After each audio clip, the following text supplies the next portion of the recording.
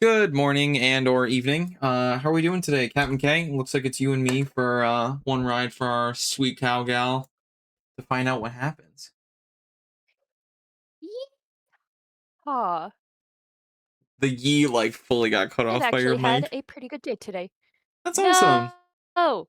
Yeah, you're No.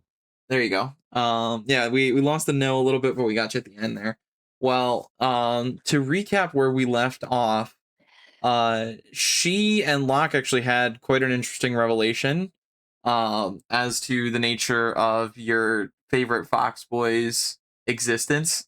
He doesn't know how to spend money. He's never had to do it before. Oh, and the not from this world thing. That also kind of important.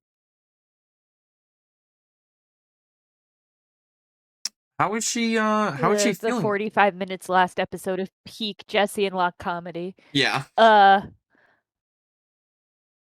Um how is I think that Jesse is definitely vibing a little overstimulated right now. She had to deal with that the letter that was, burning up on the carpet of her common room.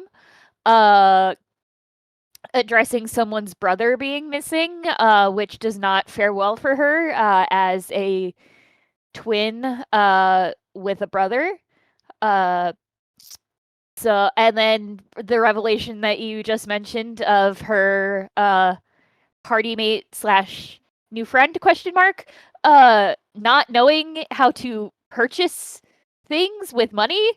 Uh, yeah, the past hour of her life has been fucking crazy. yeah, a little much. I definitely say that she's probably, around time to wind down for the evening and probably get that long rest we were talking about. Um, what's kind of Jesse's like, you know, I guess come down from all this. Um, she is half tempted to go relight the joint she was smoking a little while ago as well. If she really needs the full calming effects. But she's not sure she's there yet because she's also not sure if that'll just make her more wired when she's just trying to maybe relax for the rest of the evening. Um, but if if not that, I think uh do we know if the dorm building has a roof that is accessible or could be accessible with some finagling? Uh, give me a history check.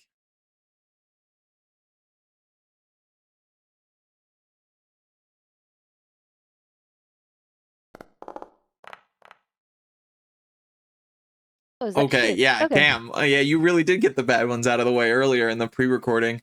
Hell yeah. Yeah, Nat 20, not only do you know that there is roof access available, you know that the lock on there, like on the door to get to the roof, it's restricted for, quote school staff only, but something that you had learned by just kind of like listening to the whispers of the plants as you had toured campus one time is that all you have to do is pull the door up a little bit and the lock fully disengages and you can get up top. Yeah, again, like I said, I think because she does want to like actually wind out. It's evening in the sense that it's dark outside at this point, correct? Oh yeah, absolutely. I would throw you, it's probably like, I don't know.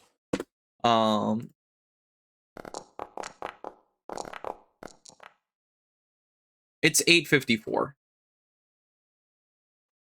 Oh, perfect.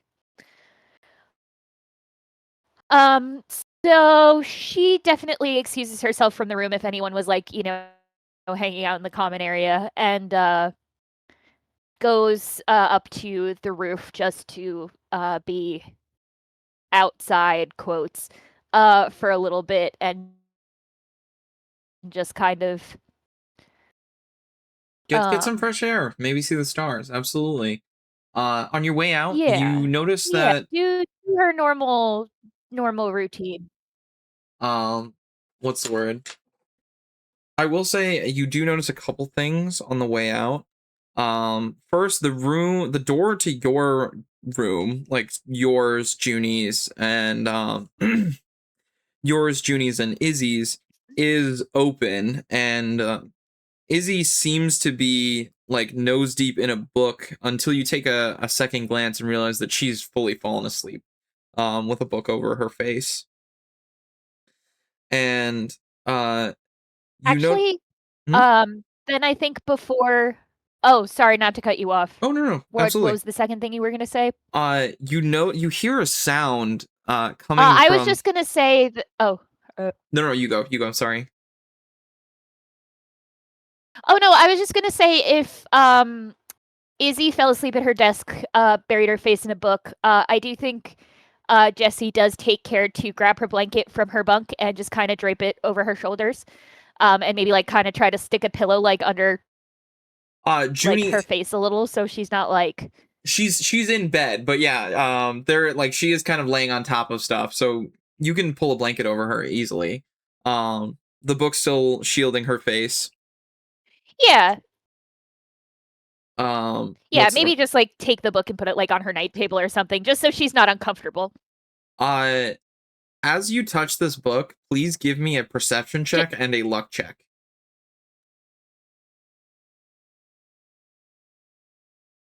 Luck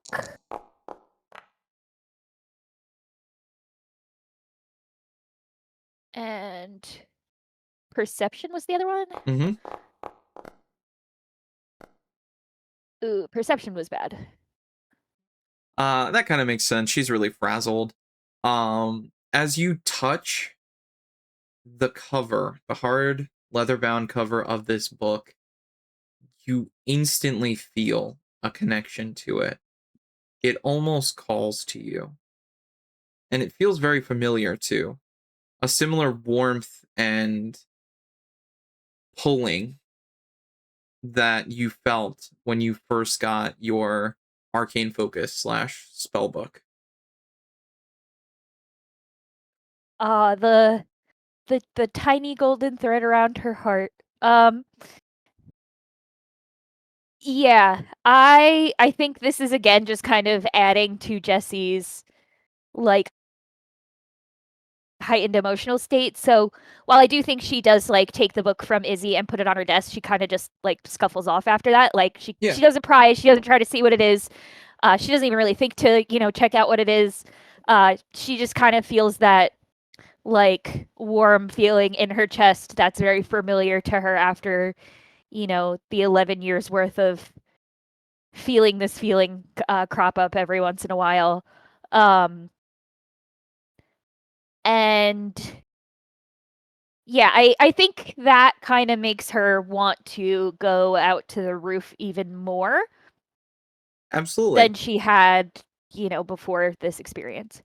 What's the word? Yeah, and as soon as you let go, you feel that lingering feeling, but only for a couple seconds before it fades. Also, just so you know, it's you might not be hearing me probably. It's Juniper, Junie, Space Cat's character. Izzy is far gone. You actually, I don't believe you know at this time where she is, but Oh, just so you're sorry. aware. You said Izzy at first, but it's Junie's book that Yeah. you that I said like Izzy and Junie in your room, and then I had mentioned Junie right after that. Oh, But yeah. sorry. I think you cut off because I didn't quite hear Junie in Oh, all sorry. of that, Okay. but Um, but yeah, so Juniper's book lays on her desk, closed, and I imagine probably placed in the center, neatly among her things. And yeah. you hear faintly from the other room somebody talking. And as you close the door and are out of your room, you just hear chicken nugget from Sirius's room. Aw, he's practicing his English. Chicken nugget. You hear this several more times if you stay. It seems to be just this repeating, and then you hear a rough attempt at mimicking the sound. That's really funny. I do think Jesse lingers for not too long, but just to kind of hear him, practicing speaking English with the few words that he knows, and obviously two of them being chicken nugget. I think she appreciates his attempts at trying to learn, but also finding it very funny that the word he's using to learn is chicken nugget. Yeah. You hear this several more times. It seems that he's really locking in on practicing this one set of words. And even in the little bit that you are listening, he does get a little better. Um, but passing out of the room, you head through the halls and up the narrow concrete staircase, devoid of light or life, surprisingly. And you make it up to the top floor. Nudging up the door, you disengage the lock, and you can see the open asphalt roof, somewhat featureless. The only things that really need describing are the sky and its millions, seemingly millions of stars, twinkling and some of them shifting a little above you. Yeah, you I guess are also surprised to see as many stars as you're seeing because obviously Madison is a city with light pollution. So Mm-hmm. you kind of acknowledge that this is probably one of your,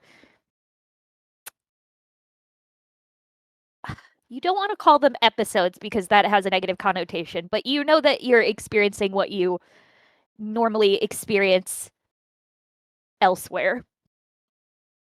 I was wondering if you'd pick up on that.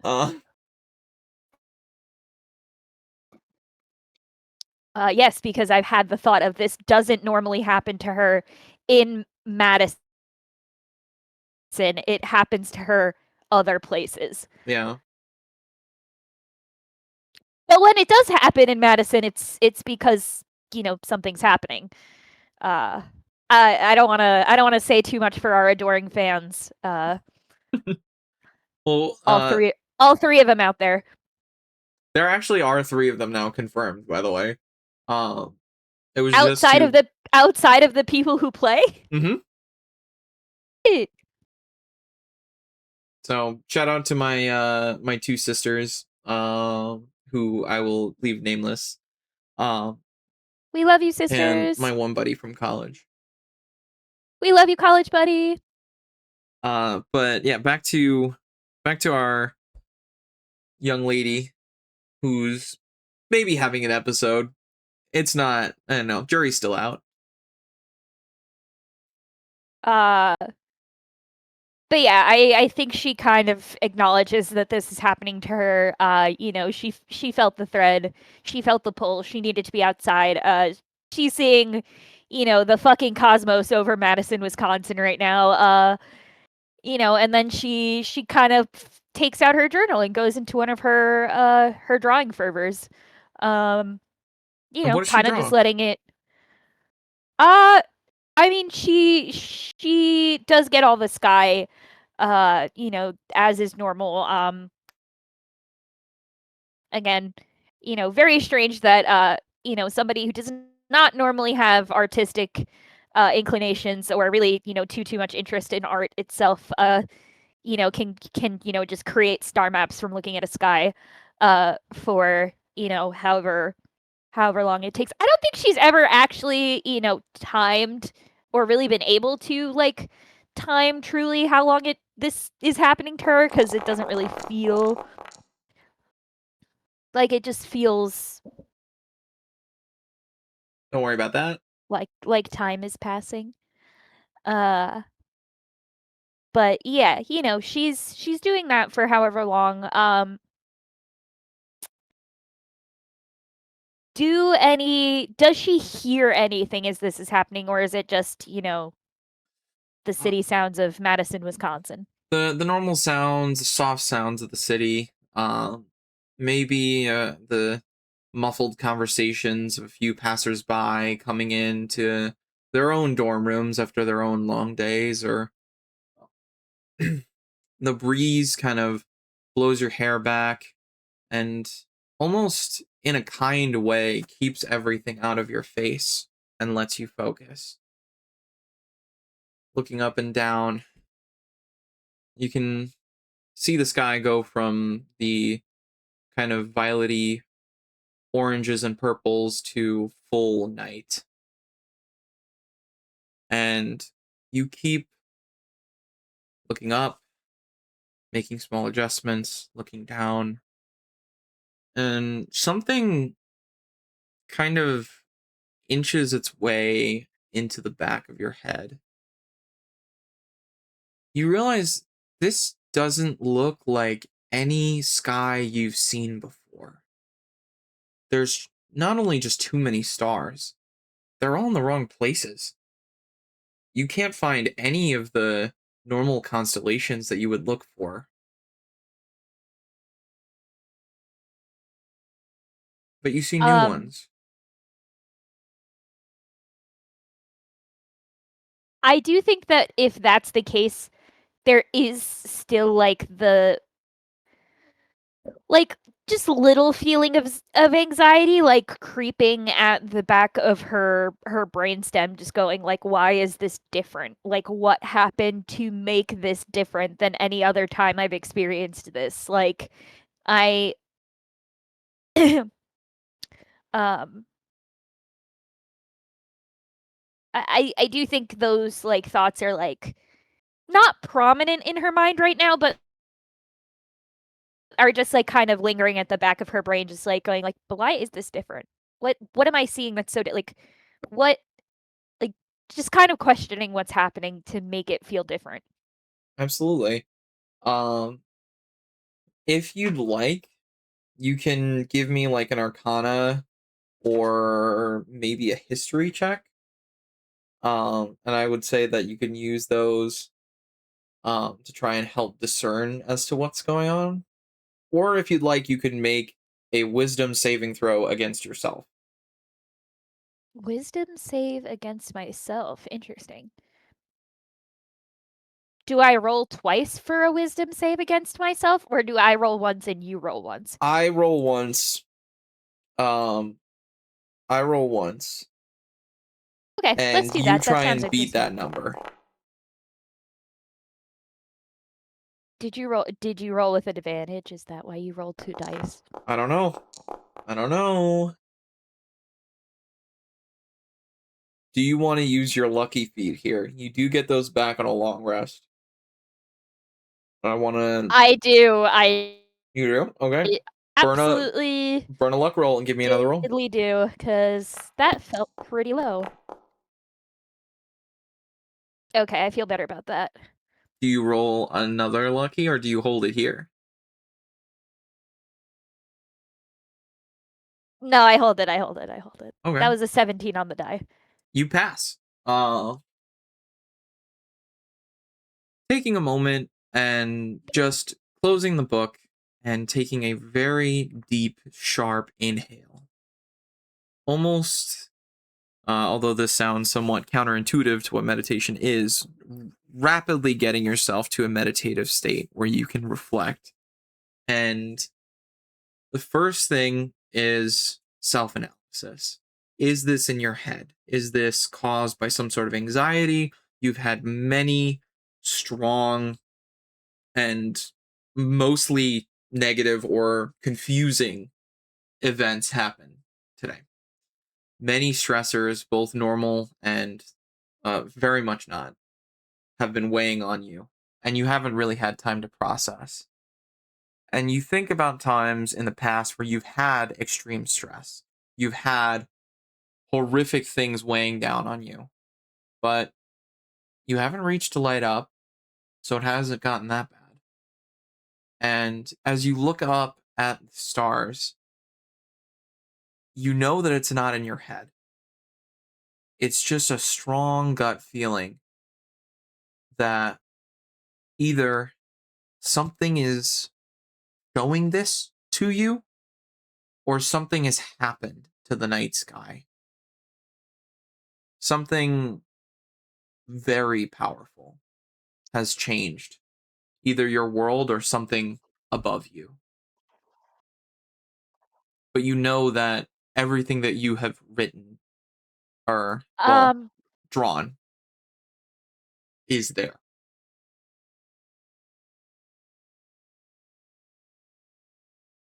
yeah, I think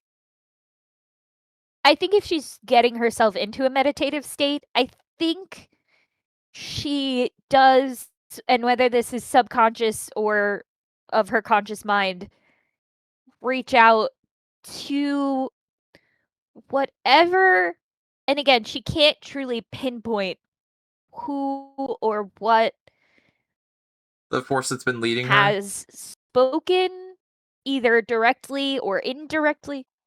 Yeah, yeah. But I don't think she, again, I think she realizes that something is, tacking that thread to her soul or whatever and kind of leading her down this path. And I think this might actually be the first time that she's thought to maybe reach back out to that force. That force has always done the reaching out to her, and this is the first time she's trying to reach back in any real tangible way. You sit and you focus, and you feel a warmth near you. Um, do you have your spell book with you? I imagine you would.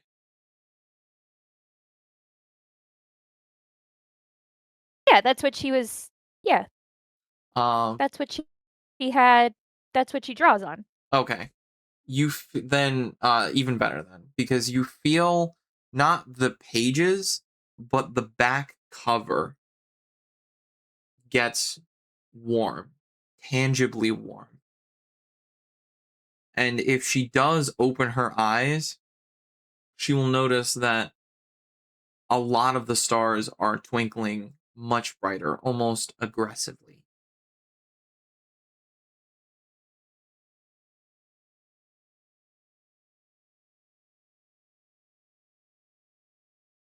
Did she turn to like the back cover? Like She just if feels she it in opens her her eyes and hands. If turns you to it, like, you does she can. see any like Uh, yeah, I think if she acknowledges that it's warm, she kind you of takes a look at the spot that's feeling warm. uh on the back cover in the bottom right, you notice a strange symbol that you couldn't make sense out of before change in front of you. And what seems to be almost a Rorschach-esque ink blot forms into a cat's paw that glows with brilliant golden light and illuminates your face.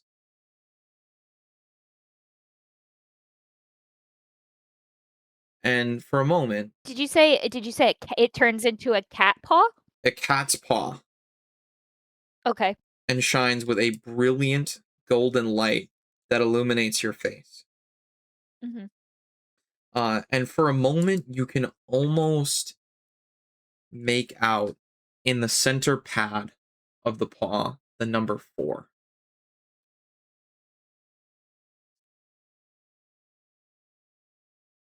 Oh, interesting. I don't know what that means. Yippee.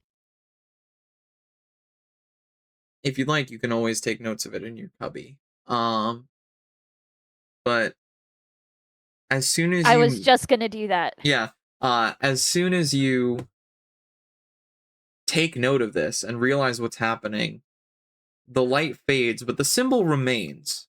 No 4 visible. And the cool breeze that was keeping your hair out of your face, helping you focus and meditate, also seems to cease.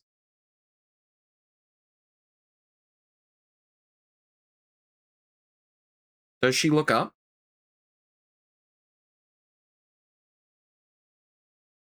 Yeah. Looking up, you see a bare sky. Maybe a dozen stars, seemingly being smothered by the light pollution of the city. And strangely, it feels like the moon's position has shifted greatly, but that could just be from how long you've been up here. Mm. Yeah, I think the warmth in her chest has also faded, and now it feels a little bit more hollow after, like, the come down from that. So yeah, I think she, acknowledges that the moment is over. Now she's just very tired, like, just physically tired. So I don't think she really feels like she has to do anything else. Obviously unless something happens by the time she gets back to her dorm, but I do think she's ready to pack it in and go to sleep. Uh, just before you look away, you do spot one shooting star streaming across the sky and ending maybe what, in your perspective, seems like a few degrees above the horizon. But other than that, it's almost as if everything around you also somewhat goes to sleep. It's gotten very dark out. The amount of people going into your dormitory has gone from a few dozen to just a few, if any. Going down the Mm. stairs, you hear muffled echoes of conversations happening in adjacent hallways, but other than that, you make it back, no incident. As you step into your room, you do notice the book is on Juniper's face again, Mm. covering her, and she seems to have taken the blanket that you've offered and wrapped it around herself in her sleep. No signs of Isabel, though. Huh. I guess she does take a look at what time it is to see why Izzy isn't back. You notice the time is 10:37, So she was gone for approximately an hour. roughly. I think she does text Izzy because they would have each other's numbers from the volleyball team. Just like a hey, checking in. It's almost 11 o'clock. Uh, you're not back at our room yet. Hope everything's okay. Let me know if you need anything. Just, something to check on her and see where she is because she's not home. Absolutely. If you'd like, could you do me a favor and type that both into the Foundry real quick and a little thread that I'm making in the Discord? Um,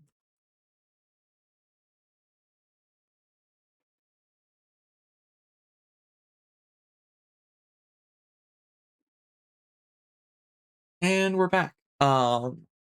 So we got the text in there. If you'd like to read it just for the audience. Oh, hey, Izzy. It's getting pretty late. I haven't seen you all afternoon. Some crazy stuff happened that I need to tell you about. I gotta tell Junie too, but she's been resting since we got back from my mom's office. Hope everything is okay and you're somewhere safe. Smiling furball emoji. And I am gonna have to verify if that's AI generated or not, but if not, we're gonna flash a little smiling furbolg emoji, or maybe we'll make that the thumbnail and just have people be confused about it for a half hour. Um, but you send the text. It says delivered, but no response.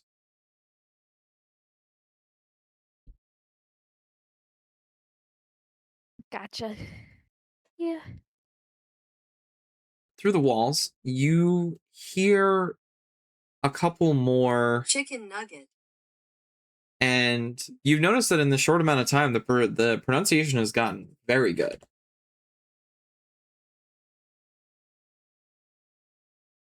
But other than that, there's no real sounds in the dorm. Aw.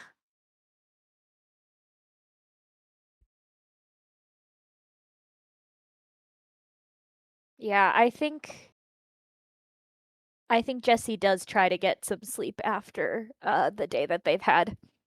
Absolutely. Climbing up to the third bunk, you are comforted by your little, well, sky of stars. They twinkle and shift and seem to kind of spiral and spin around you a little bit. And as you drift off to sleep, you look, opening your eyes for just a moment. Are there three moons? But before you have the ability to ponder this, you drift off. Please mark yourself as having a long rest. Uh,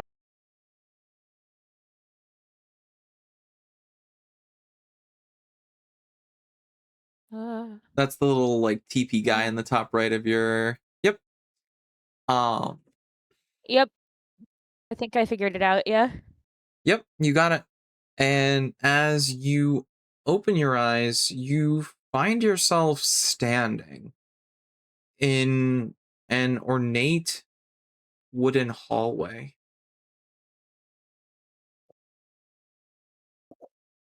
Looking down at yourself, you see emerald green robes and a tail, almost blaze orange in color, sweeping behind you.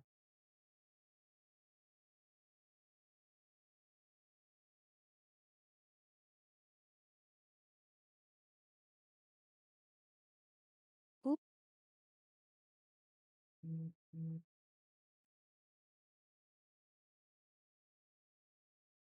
I am fox person.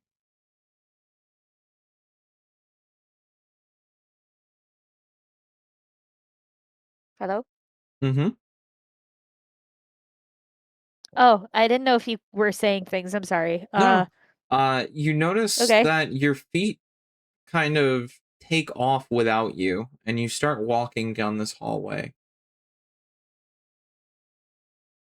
eventually leading to a large chamber where you see about a half dozen vulpine faces, all sitting in reverent silence. Every single one of their eyes is glued to you in this moment.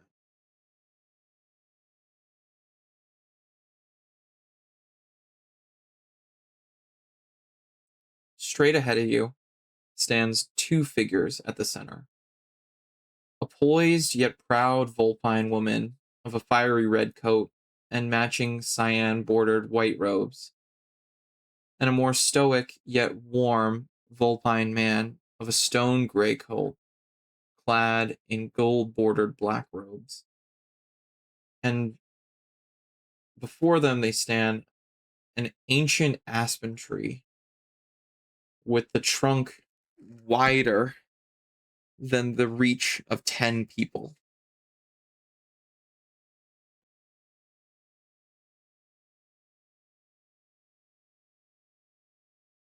Uh,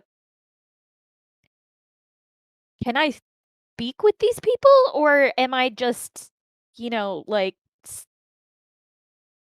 like silent movieing, like seeing through somebody else's eyes? You attempt to speak, but no sound comes out. And I'm assuming in the form that I'm in now, all these people seem familiar to me. Somewhat. As you try and study their faces, it's almost like a burning memory. Like a distant relative that you saw a few times at weddings or funerals. Their names are just on the edge of your memory, unfortunately, on the other side.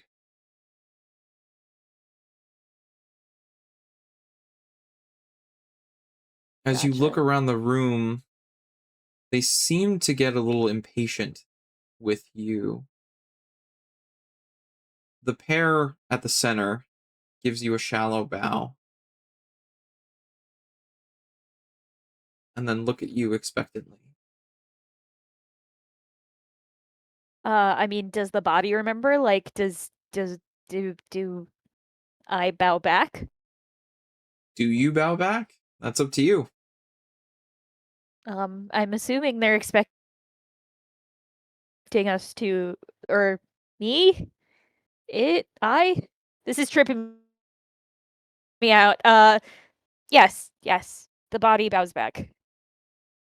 Your new body, the body, bows back. And the I man, hesitate to say me because it's not me as in Jessie. And I think is she aware that this is not her? I would say probably Because not. I might just be getting tripped up. Me. Okay, so this is just me, the player, getting tripped out by this. Yeah. Got it. Got it. Okay, so yes, the me in the It's current state is yeah. bowing back to the people who bowed to. Yeah. In the moment, all of this is making vague sense to her. Uh just as like kind of going through the motions in a going through the motions kind of way where nothing has seemed aggressive or like too otherworldly where she would feel provoked. But again, these are all up to you and to how you or your characters would react. So keep that in mind. And you have mostly free will here. Um, Gotcha. as you contemplate after finishing your bow, the man reaches up, almost as if he was about to pluck an invisible apple far above his head. But instead, a simple, straight, pure white staff gently drifts down into his open hand.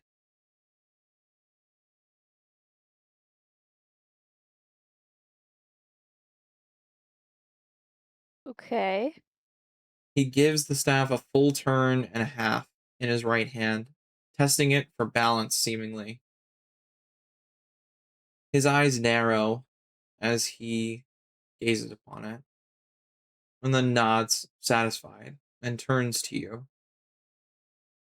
With both hands, he offers you the staff.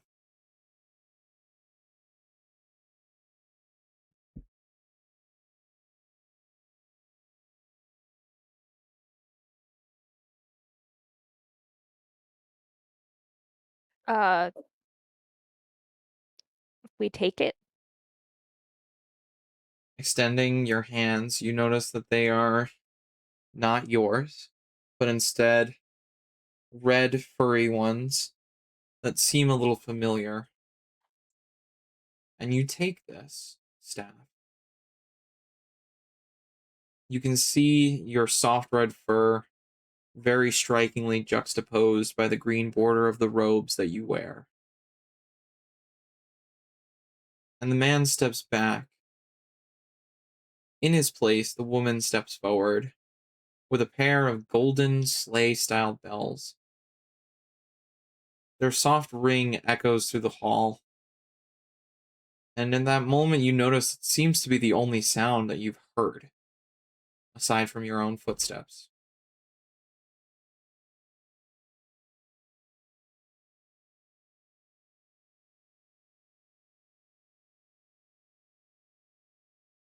Okay.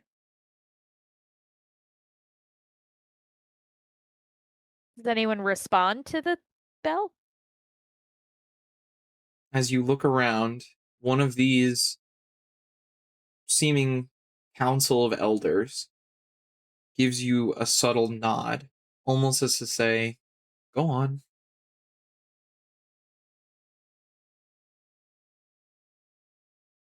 You notice that Are they the expecting? oops, sorry. Oh, sorry. You notice that Oh the no. woman, Vulpine woman, that gives you that nod seems to bear strong resemblance to the woman that stands before you. Um, can we do some sort of like flourish of magic with the staff now in our possession? Uh,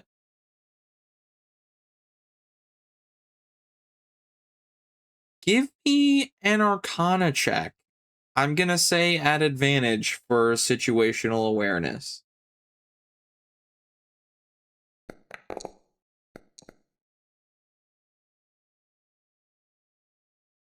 Oh, well, I'm glad that's not a nat 1.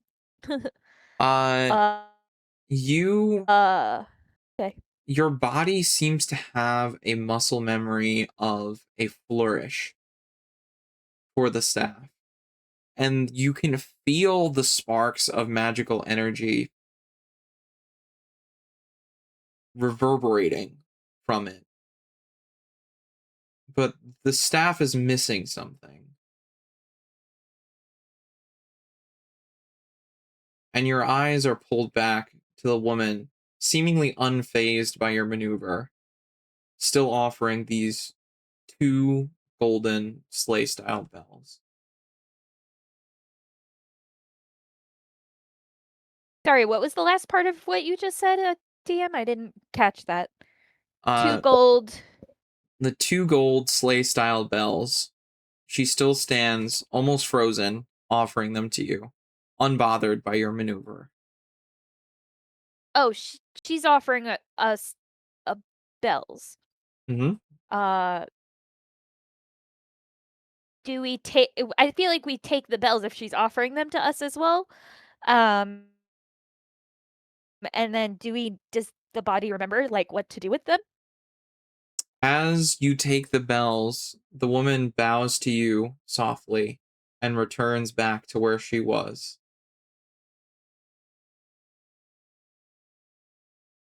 I feel like the body remembers is going to be a common thing that is said throughout all of this. I'm sorry. Like, is You there are the somewhere? body. I know, but we're not.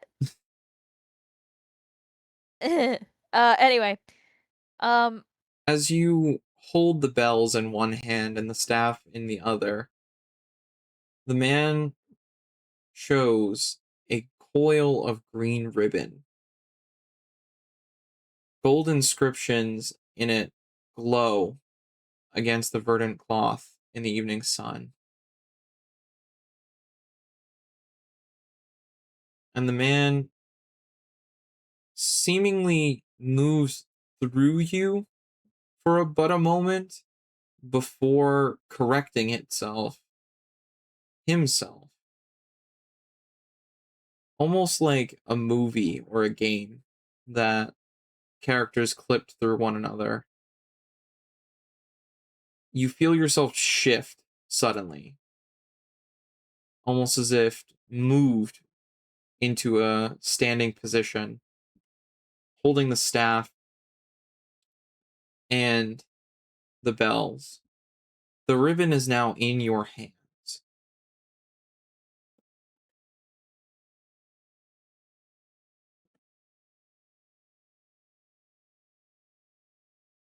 are we meant to tie the bells to the staff? As you attempt to tie the bells to the staff, you are awoken suddenly.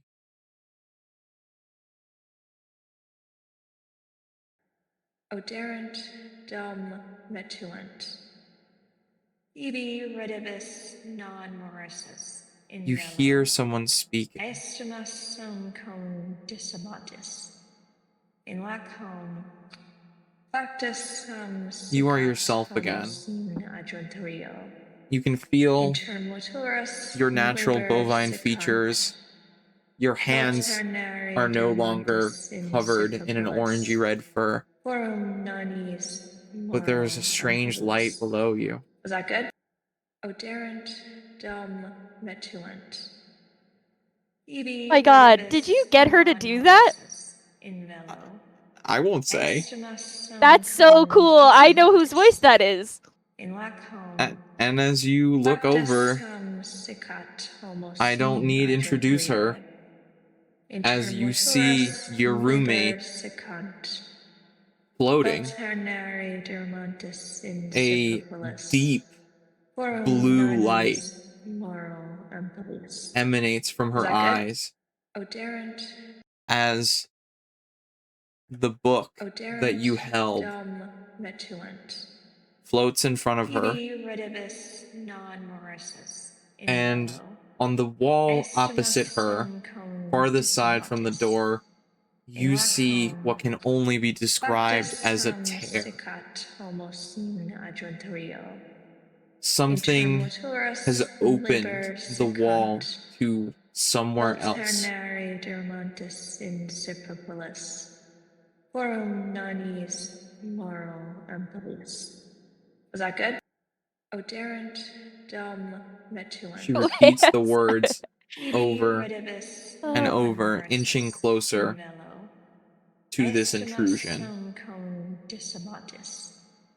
In lacom Do you let her get to the factus wall? sum sicat homo sin Oh, adjuntrio. no, I'm not letting Judy go into the hole of the wall. Is she? Intermoturus liber sicant. So she's floating. Is she? Do we Alternare know if dermantis she's in asleep? superpulis. I don't know. Forum nanis moral Oh my god. ampellis. You can make a check that if you good? like, or you can do something to her. However, Dum metuant. yeah, I think Ibi what can I roll to get non morisus a better in sense of what is happening? Estimus sum Insight will tell you if she's asleep and what her In physical state is. lacom Arcana will tell you what's factus happening. sum sicat homo sin adjuntrio. I She think is I want to getting roll closer, Arcana so you can because only roll one. Liber sicant. yeah, Vulternare no, I'm dermantis rolling in Arcana. superpulis. Whether she's sleeping or not, she's Forum out of control of her body. nanis She's floating towards moral a ampellis. fucking rift in the wall. Was that good? Oderant dum metuant. That's so funny because you can hear Ibi Space Cat go, redibus "Is that good?" non Yeah, I'm what not good she's at saying. cutting audio. Estimus sum cum No, disamatis. no, it's just In so lacom funny because she's like my IRL factus friend sum too. sicat homo sin I Anyway. cut. She said some stuff at the beginning that I cut, and I thought I trimmed the "is that good." That's what I was testing at the beginning. By the way, don't tell Izzy. That's Forum nanis so funny. moral ampellis. No, this Was is that so good? fucking cool. Yes, no, I'm gonna roll Arcana. Ibi Roll me some redibus Arcana. non morisus in velo. Oh god. Estimus sum Something cum magical is happening to her. disamatis. It's In for lacom sure. If factus something's not sum controlling her, sicat it's for homo sure controlling the sin book in the wall. adjuntrio. That's all you get with a 10. Intermoturus liber sicant. Fuck it. I go Vulternare into dermantis in superpulis. like I gotta like yoink this girl away from the wall as soon as like fucking possible because I don't want her to get swallowed by whatever this fucking void in the wall is. In velo. Please give me an athletics check or an unarmed strike attack roll. What is my unarmed strike mod? It might be the same.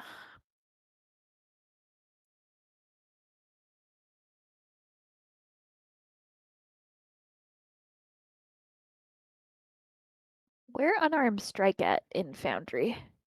Unarmed strike should be in features, and it is not. Maybe it's an inventory. It's an inventory for some reason. I guess you gotta stow them hands. Why? That's fucking.